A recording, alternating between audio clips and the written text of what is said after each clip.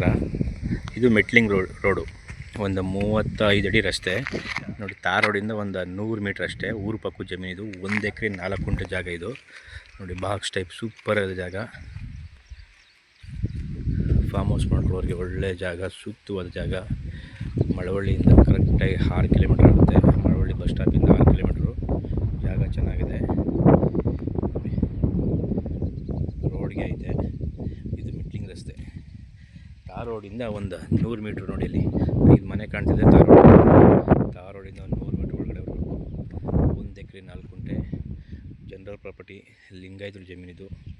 Direct over sitting. ಮಳವಳ್ಳಿಯಿಂದ 6 kilometre. ಬೆಂಗಳೂರಿಂದ 96 kilometre ಆಗುತ್ತೆ. ಮೈಸೂರಿಂದ ಒಂದು 50 ಕಿಲೋಮೀಟ್ರ್ ಆಗುತ್ತೆ. ಜಾಗ ಚೆನ್ನಾಗಿದೆ ನೋಡಿ.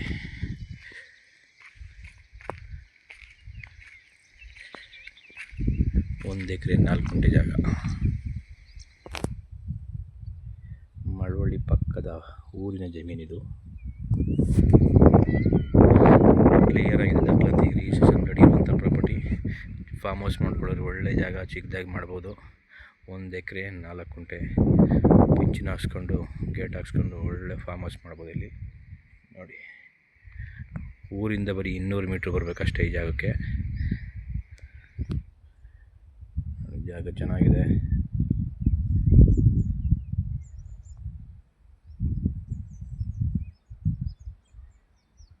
ಸ್ಕ್ವೇರಾಗಿ ಐತೆ, ಬಾಕ್ಸ್ ಆಗಿ. ರೋಡ್ ಫೇಸೇ ಒಂದು 200 ಅಡಿ ಮೇಲೆ ಬರುತ್ತೆ.